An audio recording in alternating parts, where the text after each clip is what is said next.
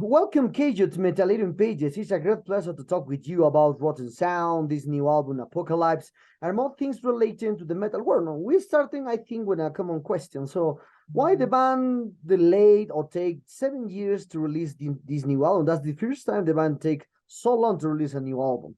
So, and perhaps with this pandemic, accelerate the composition process of this new album, because many musicians in the world have more time to compose, give more details to the new album and record the album. Well, this question, I'm getting this a lot. First of all, there was a release in 2018. Everyone seems to forget that, but it was like a mini, Suffer to Abuse. So it's only 5 years. And actually, pandemic didn't speed up. It slowed down. At least I was kind of getting a bit paralyzed. Maybe because I'm so used to having gigs in my schedule. And then when they vanished, everything seemed so weird for a couple of months. And basically, it was only in summer of 2020 when we started to do some random shows when I kind of activated with writing lyrics. But the other guys weren't really delaying. They had their songs done by that time, most of them at least. So it was mostly like getting a bit of paralysis. And then there's a couple of other reasons. First of all, Matti joined us. We had a lineup change. And we really wanted to make sure that he's like in the band and has done some shows before we enter the studio. And we also wanted to arrange some vocals for him. And he's doing like some lines in almost every song. So it's kind of a new ingredient which we wanted to get preserved. And then one more reason is that we wanted to do for a change. Actually, first time after Cycles, we did a full pre-production cycle. So that took like a couple of more months to actually do this record once on our own, because like nowadays all of us actually produce and record ourselves, so we can do that.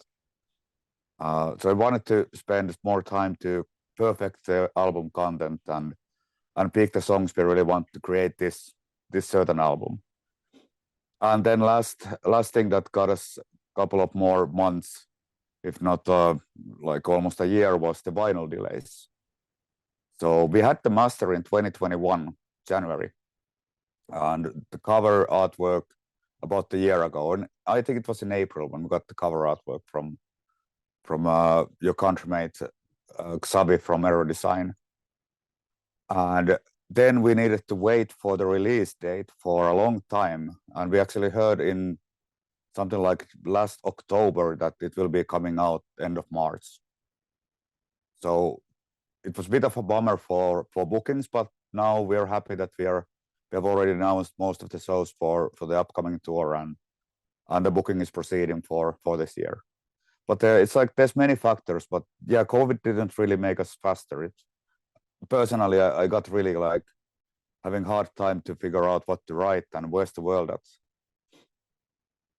So that's a long answer. Yeah, no worry. I understood, because 7 years, a lot of experience, a lot of anecdotes, a lot of things happen. So yeah, and it was 5 years, 5 years instead of 7. So speaking of these, of those people who expect a different sound in this apocalypse, so according to a lot of reviewers and fan comments, these aspects, how you define the sound of this new album compared to the previous records? So why do you think there is, and also into these questions, why do you think there is a certain idea of the fan that expects bands to change direction in their music? I think it's still rotten. It's rotten sound. It's grindcore. Yeah. Direction we've decided to do something more compact and strip down things from the songs, so they became shorter and a bit more aggressive. And it's just kind of suited us after Cursed and Abuse to Suffer and Suffer to Abuse, which had more of death metal, and even Cycles had more of death metal passages and sludgy things. So we went back to the maybe Murderworks Exit time, but still as an updated version. It's a bit more all over. Like songwriting there's really short riffs at times, and we do less repetition. So if you think of music-wise, I think there's more riffs than in Murderworks and Exit total in this one album, even when it's just 20 minutes. I haven't confirmed that, but it feels like that at times, that it's just kind of more chaotic, but still we just didn't want to do revolution. It's evolution of the band and how we want to sound nowadays, how we wanted to feel like during this time. And then lyrically, it's kind of a snapshot of the world from end of 2019 to late 2021. Kind of warning signs of what may go wrong. I don't want to say that it's a prophecy. I'm not a prophet for starters, and second of all, nobody wants the world to end or humans to vanish. I just hope we get our shit together during next years. And then sadly, the opening track Pacify is more relevant than ever since when we have war in Europe now. But that happened later. Yeah. Oh, yeah. So one detail that I'm always asking, but because I'm a huge fan from Griken and seeing like what bands with Nessun, Rotten Sound, from a lot of bands more. So and talking about the influence and feelings, what happens internally and externally for the musicians. Many musicians says that they don't have a direction when writing music, and carried away by the feelings that they have in the moment when they create the songs, the albums.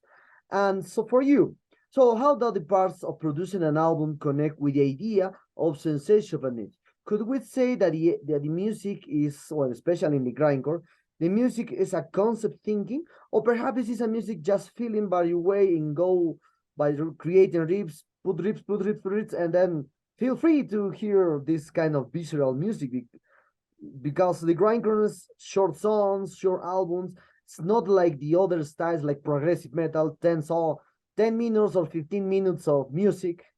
It's very different. So how is your idea about this aspect? Could we say that this is more feeling sensation to create an album and grindcore album, or perhaps it's more mathematical aspect?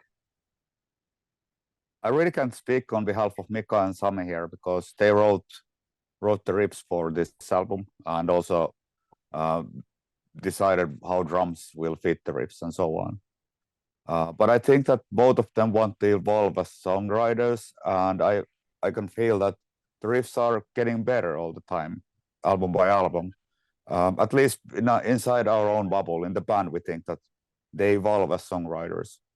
And one aspect is that they don't want to repeat the same pattern. So if you listen to Apocalypse songs, you will notice that each 18 song has pretty much different structure from each other, with maybe some little exceptions. And the shorter ones may be closer, but still even they have the little bit of variation in how many times we repeat one riff, what kind of drum beats there are.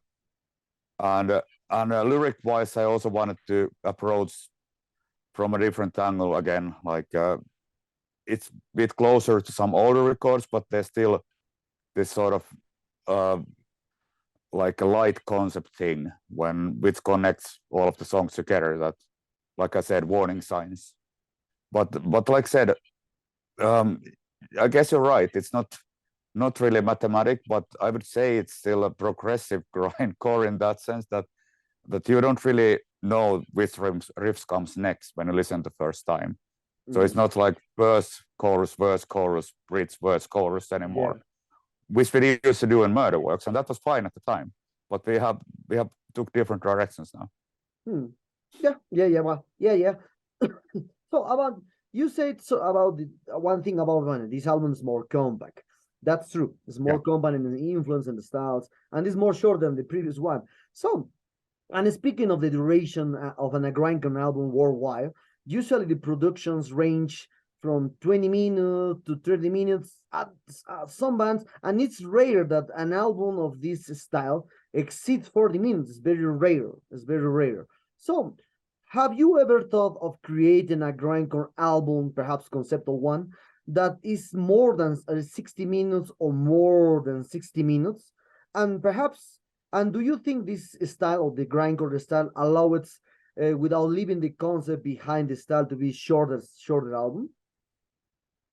I don't think it would be that enjoyable. Like triple album, which you listen individually, 3 20-minute albums. Yeah, why not? But somehow, okay, I appreciate a lot of Napalm albums, and Nasum did great job with the longer albums. But we do also think in Rock and Sound that the 40-minute or 35 to 40-minute album length for grindcore, which we used to do in the beginning, like although Under Pressure was more crust and grind, but still, they felt a little bit too long. And even Cycles, which is like 33 minutes, we have spoken about it later on that we should have dropped maybe 3 songs from it, just to make it more compact and to be more to the point. And it's still like, it's kind of compressed music. So I doubt that a lot of people will complain about the length when they listen to it through. And I mean, I've definitely spinned it through entirely. And it feels that you finished an album when you finish it. Maybe sometimes someone would like to listen to it again, but that's fine. It's still the same thing. But for us, we wanted to strip off a little bit, because Abuse to Suffer was also like maybe 27 minutes, if I remember right. And somehow the mini albums have been Species at War and Suffer to Abuse, for an instance, and Consume to Contaminate. So that little bit more compact format has been part of our release cycles. And now we actually do have some songs we didn't put on this record, which we will release later on in some format. It might be mini, might be splits. We haven't decided, but anyway, we feel that the shorter formats are good, but for us, shorter albums feel better, and they somehow fit our style better. Well, don't worry. I'm not complaining about it. Don't worry. Just in a question, so it's possible to do, because I love Mother Works. I love Exit. I have both in CD, so love the band. So don't misunderstood me. So.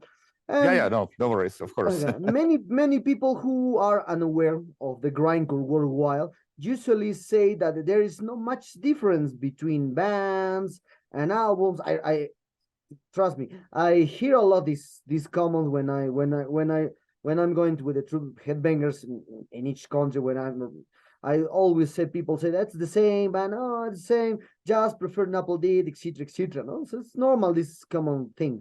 So because the songs, as I said, is short, and they all play blast beat with different speeds in the world with different bands. So what's your point of view of this appreciation of people who don't know this style in general? What do you think of these bands, like, so for this aspect? So, and what is your opinion about? I remember one band in the 90s, the Disembowelment, Australian band, who mixed the funeral doom with grindcore and death metal, and I think here's the only one until now to mix that styles in just one album. So what's your opinion about this album that changed in some way the grindcore style, and your opinion about the people doesn't know really the style? I do like crossovering things, and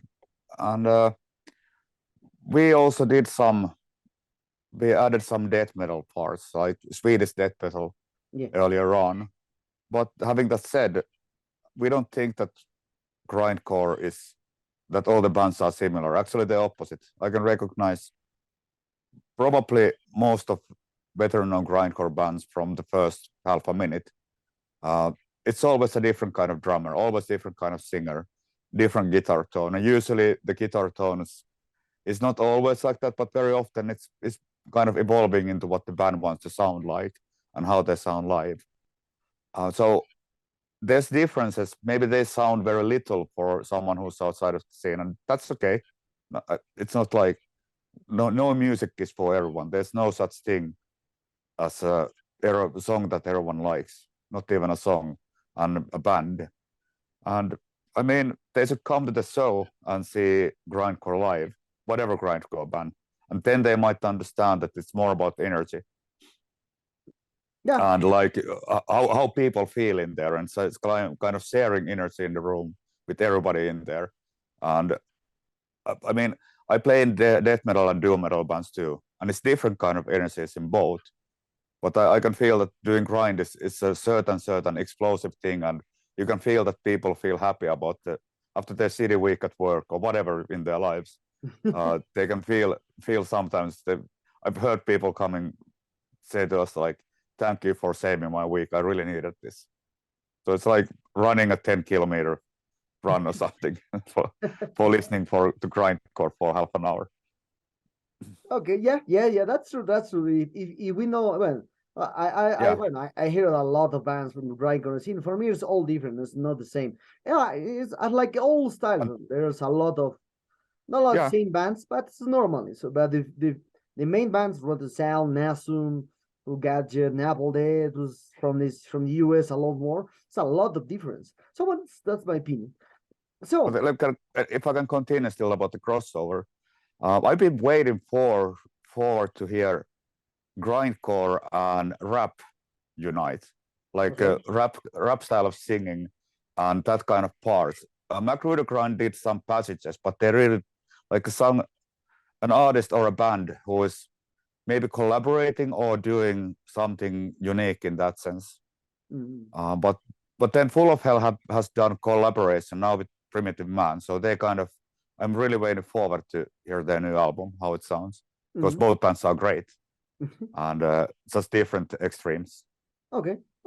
So talking about this aspect, I just when I spoke with from the Brutal Truth last 2 years ago about the last album from Look Up, I remember to ask this question. As you are one of the founders in Finland from the grindcore scene there, so what is your opinion about the mathcore scene, especially the math metal or math metal in general? Has a lot of influence from the grindcore, especially for me, because when I hear for the first time the second album from Brutal Truth, for me is one of the one of the main stones into the grindcore scene that evolved in the mathcore now. So what is your opinion about, perhaps do you have a different opinion about the mathcore scenes creates by the grindcore scene in the 90s? Maybe there's a connection. I don't know if there's kind of chicken and egg problem too, because a lot of mathcore, if you think of Converts and Dillinger, they have definitely influenced some grindcore bands later on. So it goes both ways, in my opinion, and that's more of an American thing. So I don't think we had that many mathcore bands in Finland. Let's say that all metal or metalcore, deathcore, mathcore were never that popular in this country for some reason. And I do like a lot of mathcore bands. Not the biggest fan of metalcore or deathcore, but I know that there's a lot of people who like them still. But the Finnish bands just seem to, even now we seem to have more of like old school death metal in the youth. There's a very big new movement of people in their 20s doing awesome new Finnish death metal, which I enjoy very much. It's about time. We are kind of getting old here. And also grindcore. Yeah. You're true. You're true about this, because the death metal is since denied, and the black metal since is denied from Finland is export sound to the world, because a lot of bands now in the world trying to sound like Parthenos, Demilich, Abhorrence, a lot of bands. So it's like. And even I have Goat Burner now, which is, of course, it's continuation to Vomitorism, which was before Rotten Sound, but it's still a new band. So I'm also kind of one of the followers again. Okay, so returning to the one for this interview. So Rotten Sound is an unstoppable band since 1993. So always active with EPs and then more productions of any kind. So this is natural from the Rotten Sound career. So how do you see these 30 years of musical career in the band, and what is the facet of Rotten Sound that you like the most of so far over time? Or perhaps do you think that these new days are the best way to and are the best times for Rotten Sound? I do enjoy. I really like the time when we had Murderworks out, Exit out, Cycles out, when we saw like gradual fan base growth and we got more kind of, everything was new. We got into the festivals, we got more tours, and we started to tour properly from 2001 on. So that time was was very unique, and obviously we cannot go back into that. And I also know that the reason why we still exist is that we haven't done over or like 2 months of tour. We do enough, but we don't do like 2-month tours. And I'm like, Wormrot is doing amazing tour right now. We share stage with them, but I don't think we would exist more than a year or two if we did that long tours. Mm-hmm. So for that reason, we have kind of quite comfortable status quo, and it was interesting to notice that we could book our own tour. Pretty much the first time ever to do a European tour alone. There will be other bands in every night. I'm sure of that, but it's still like there's always been at least 1 or 2 other bands on the tours, and now like our booking agent was confident that we can go on our own, and that feels very, very nice. But then, yeah, kind of lost the thread of the question, but I think that the current time of playing live, when we are more experienced and little problems don't upset us that easily anymore, and we are also like chill on the road, friends with all, like good atmosphere inside the van. I really enjoy this. At times when there was more stress and like members leaving and stuff, okay, there was a member change, but that was very peaceful and friendful, because Christian said that he wants to be at home. He doesn't want to tour, and we respect that. He's a good friend of ours. But it was like more when we had more hectic life. There was more friction inside the band, and that's kind of over. And it feels still. And I've said this before that I hope that we can do another 30 years still. That our health and health will keep us grinding. Okay. And with this, well, the next question is I think this is the common one too. So for these 30 years of existence, will you do something special? Perhaps a box set reunite all albums, perhaps in vinyl all albums box sets, who know, t-shirts for limited edition with different design, or who knows, completely full playlist from the for 3 or 4 albums. Who knows? Because this year the band happy birthday for 30 years. I think one thing we have to assure is that all of our discography is back in all the services. There's a bit of disruption going on because some of the rights expired at Relapse. So people are asking us constantly, where's Murderworks? Where's Cursed? And we want to get them back out there. So maybe that's our goal, that by the end of the year, all the digital catalog is back online. And I also hope that we will have some kind of release or like 30-year party before the end of this year. The band started in July, but July isn't like, it's not a good time for club shows in here. That's the festival time. So sometime next autumn, we really definitely want to have a little blast for the 30 years together. And like for the 20-year anniversary, we did 2 sets actually. First set with Kai and Tony, the exit lineup. Okay. And we were playing like old material from all the way of the beginning with them. And then we did a second set with that current lineup, which was Christian, Sami, me, and Mika. And that was it was a fun night to do both. So like current Rotten Sound and then how Rotten Sound evolved to that time. So we can't do the same thing, but maybe we could figure out something special. And yeah, I don't know, 30-year-old shirt or like some grind pass shirt. Okay, so I know every album is special for you and most bands for the last album. So it's always the best efforts. A lot of bands says that. So let me ask you, what does this album means in Rotten Sound career in general? How much did the feelings you have and the way you compose change compared to the times when you released Under Pressure in the 1997? Well, a lot of things have changed since Under Pressure, even style. So I don't think we were that kind of, not really that grind yet.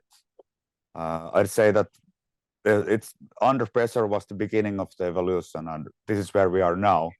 And I think time will tell how we feel about the album. Like in 5 years, we can say better how it stands in our discography, but we always try our best, and we cannot do more than that. And maybe little stretch even, like since we did the pre-production, and we were really careful of choosing the producer this time. The engineer Jesse Gander was perfect choice for us. He did really hard-hitting sound, so we are really happy with the production. So in that sense, we finally kind of found.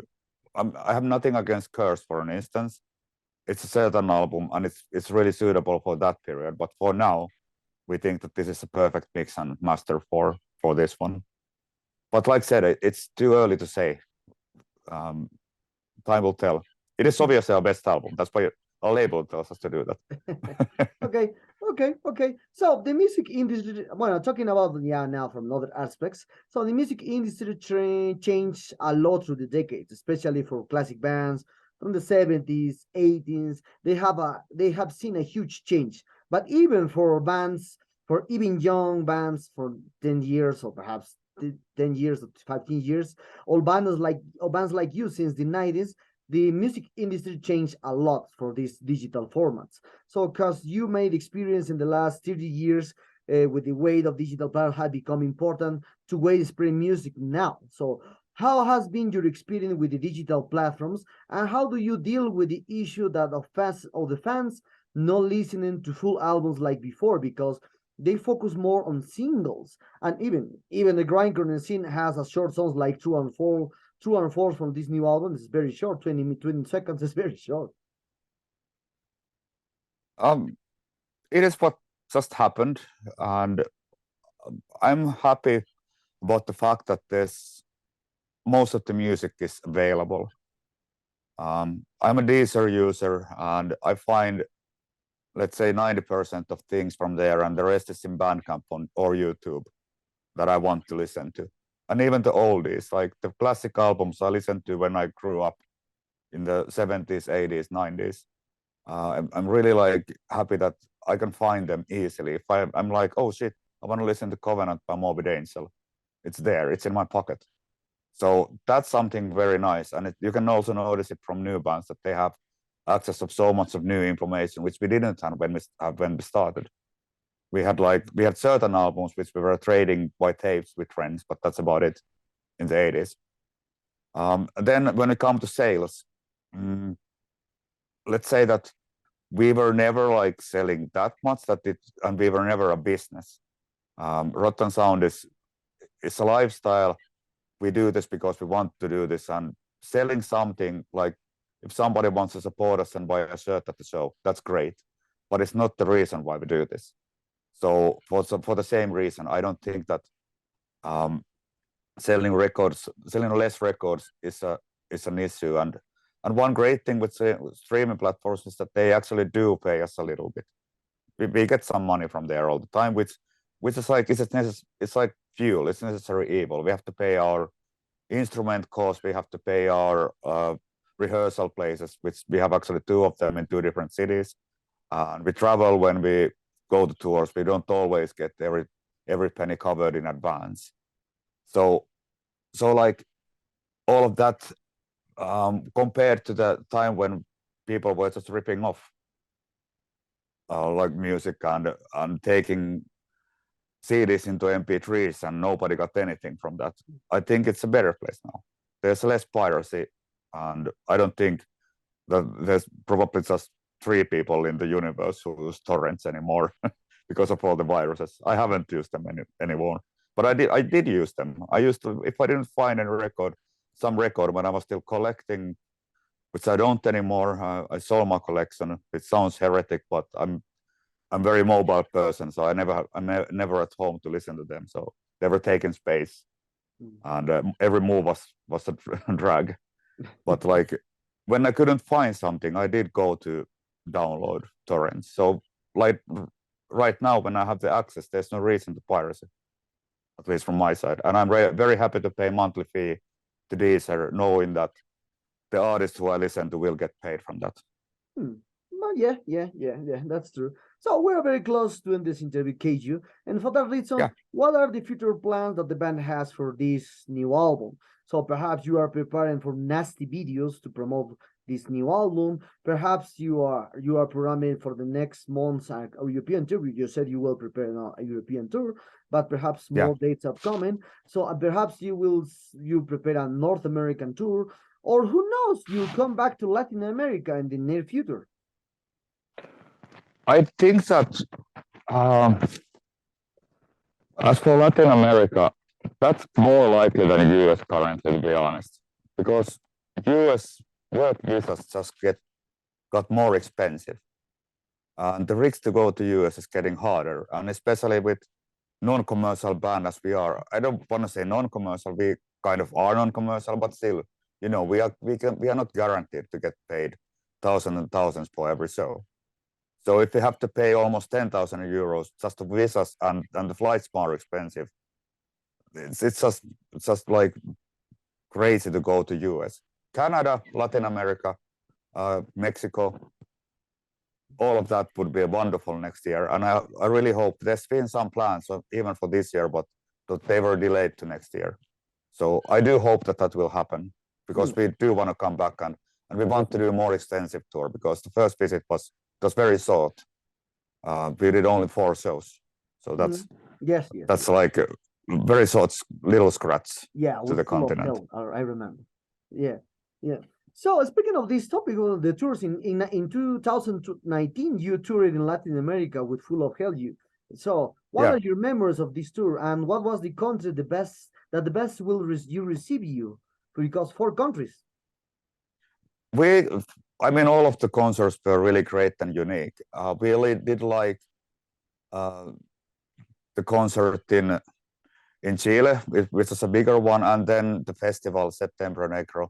But the concert in Bogota, and when we flew down to Peru, both were also very unique first visits. And I remember the kind of more intimate and more punk vibe of the Peru, so that was great night, and it was a big party as well. Oh well, we partied every night. But... yeah. Well, Keijo, the sad times arrive at this interview. I hope you enjoy this one like me. You're a terrific guy. We love your band since the 90s to now. As I said, I saw you in 2019 when you came to Peru.